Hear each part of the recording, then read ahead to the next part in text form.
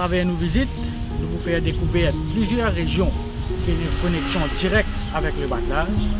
Et aussi, nous avons une personne qui a une connaissance sur le batelage. Monsieur, bonjour. Je m'appelle Sandip et je fais le tour dans les sites. J'attends faire la pêche sur ça là ici. Donne-moi la pêche. Donne-moi la pêche.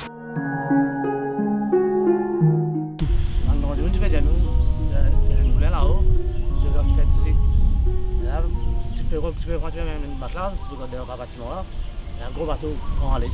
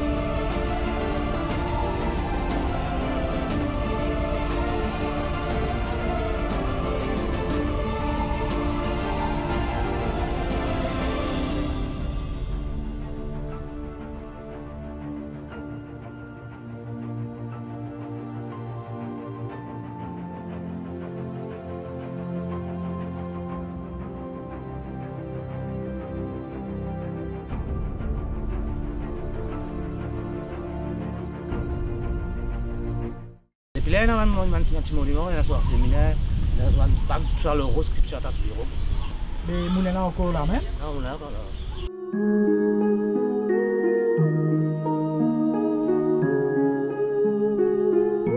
Bien longtemps, on a dit que la case, jaune, dans Boulambo, là, tu as dit que tu peux rester.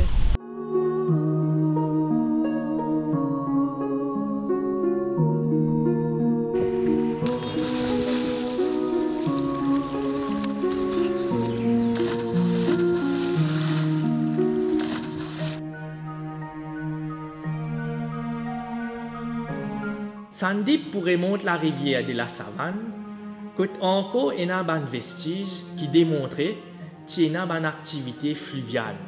Monsieur Rames, bonjour. Bonjour. Justement, mon super nous-mêmes là. On peut faire un reportage au batelage. Oui. Et monsieur Pop, il y a moi, monsieur Rames qui vous a demandé une information plus là.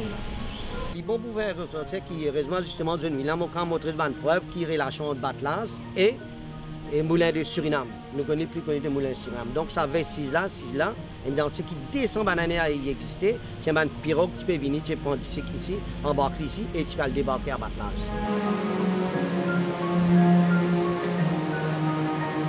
Sous l'impulsion du magistrat Adolphe Otard de Braga, le batelage de Souillac connaît une seconde vie vers les années 1850.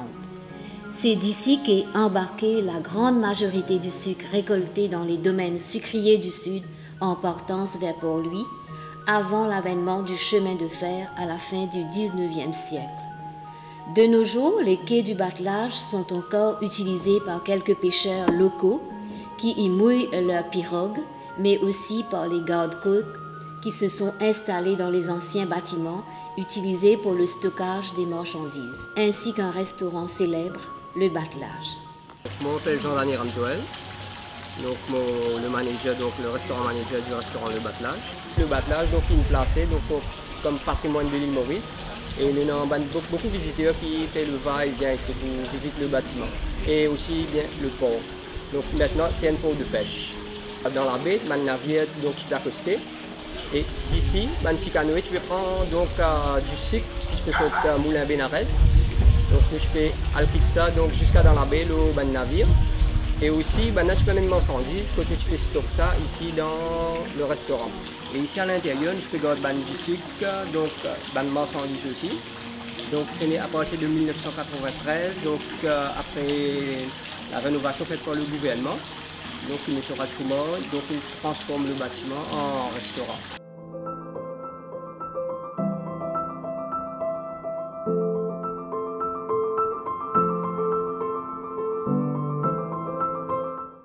on va retrouver donc à l'intérieur donc une galerie un petit peu à l'ancienne.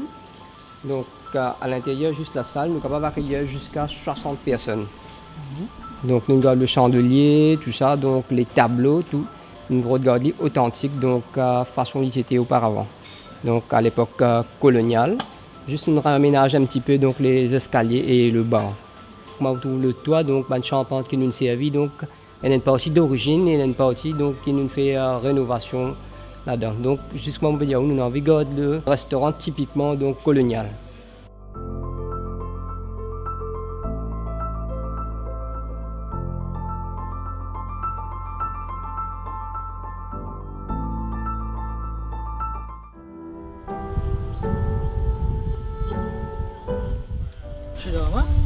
Bonjour, M. Chandi. Bonjour. Rappelez-moi, je téléphone pour un reportage du battelage. Oui, correct.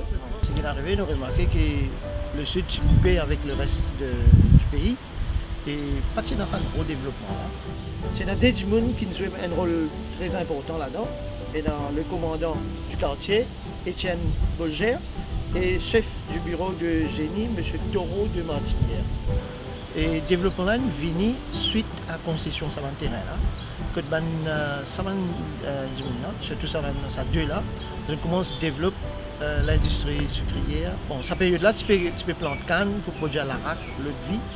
Mais c'est vrai, une fois qu'ils ont produit ça, il y a un gros problème pour transporter ça, pour amener ça pour lui, pour capable vendre ce produit.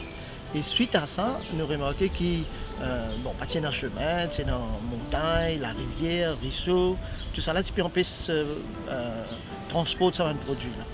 Et à la fin, ce qui est arrivé, nous avons remarqué que la meilleure façon pour transporter ça, c'est par la mer.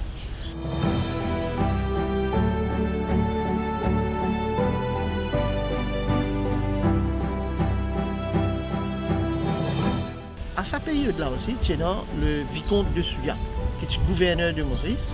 Et le vicomte de Souillac, il a décidé qu'il faut agrandir sa cour-là. En reconnaissance de ce que le vicomte de Souillac fait, c'est là que je donne le nom de sa village à Souillac. Le pôle, la classe qui nous appelle aujourd'hui, c'est une des places que presque toute la communauté dans le sud, c'est une région très fréquentée, pas seulement par les Mauriciens, mais je remarqué depuis tout à l'heure combien de touristes peuvent aller ici. Une des 3 plus grandes places historiques qui est là dans Maurice, surtout sous l'administration française. Le premier, Gaïmaïbo, pour lui, et le troisième, c'est Souillac. Le port de Souillac, c'était une des places très prisées et très importantes dans la période française.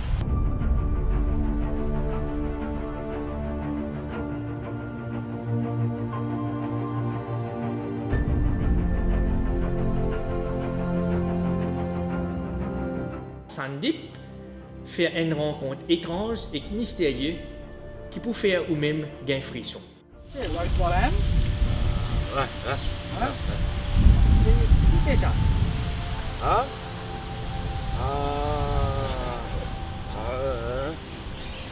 Partout. Sick. Oui. Regardez ici. Regardez. Ah, Partout. il prend y aller. On dit ici y aller, au bateau. Partout. Sick. Regardez. Stop. Sick. Mais, pas de rester. Moi, c'était.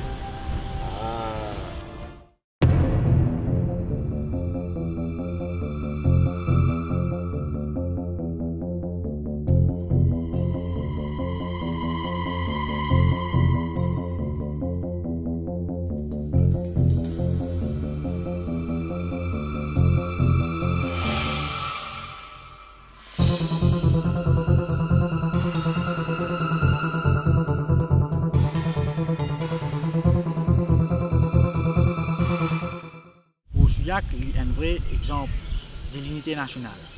Parce qu'il peut relier les Sud avec les Nord. Quand on pense à la personne qui joue moi là, moi encore gagne un frisson. Mais que ça n'a pas été ça.